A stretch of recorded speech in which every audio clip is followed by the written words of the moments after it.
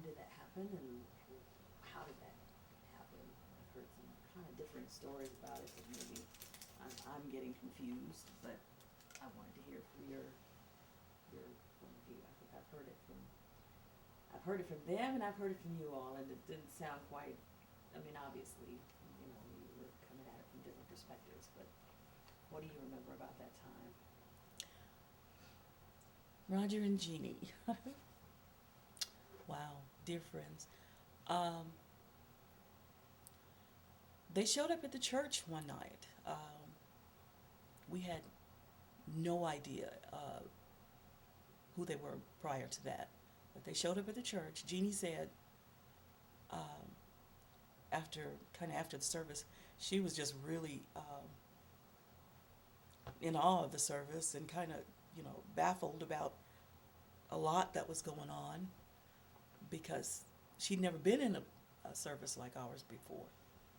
And she said, she had a lot of questions about why we sang one verse of a song over and over and over again, or just different things that were completely uh, different than the way she'd been accustomed to services going. And then she told us that the Lord had sent them there and told her to meet the piano player. Didn't say who the piano player was, just said, go to Mother Tucker's church and meet the piano player. And so she um, afterwards came up to us and introduced herself. And um, that was just the beginning of just a beautiful relationship. Over the years, we have, had some good times. We've had some sad times, but we've had just some precious, precious, precious memories. Families, just going and we've traveled together some, and we just have a lot of years of memories there. How, what year was that?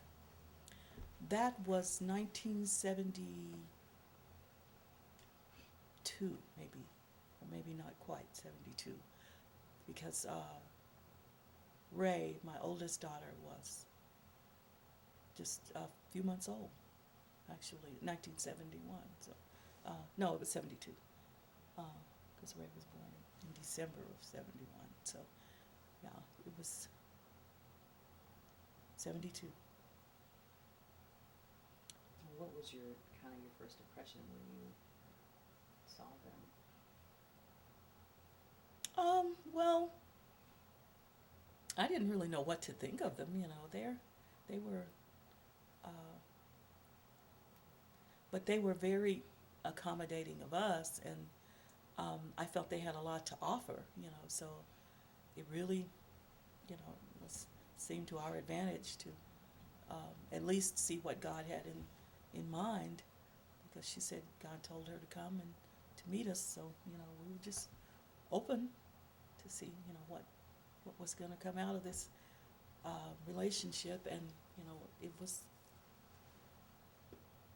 quite an interesting. Initially, they had us to.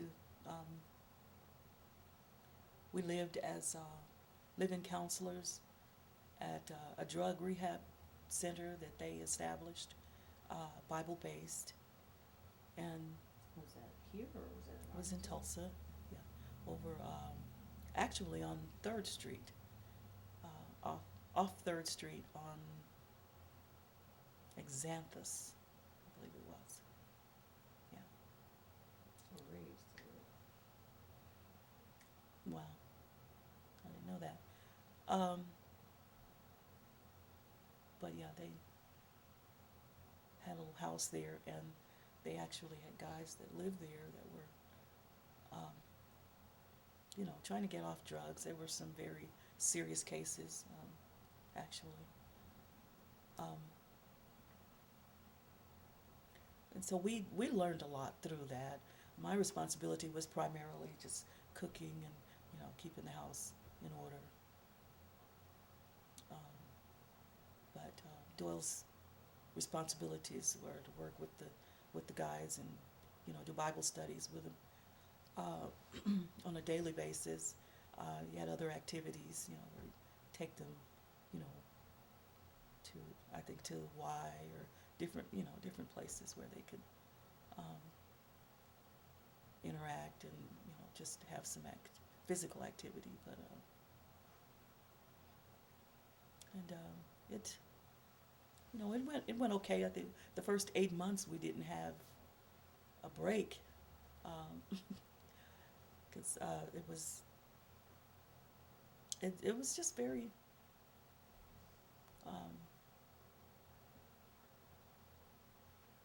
it turned out to be, you know, very very much a learning experience for us. And you know, we pray that it was profitable.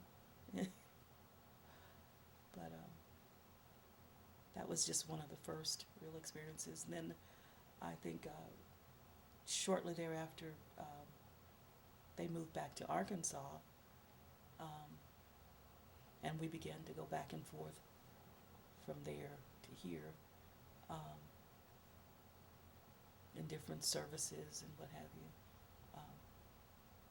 You know, just kind of helping them out and them helping us out, whichever the need was, whatever the need was.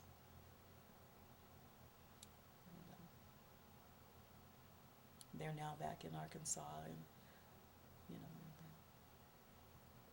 in their little cabin. And we're looking forward to maybe some more times with them. Very precious friends.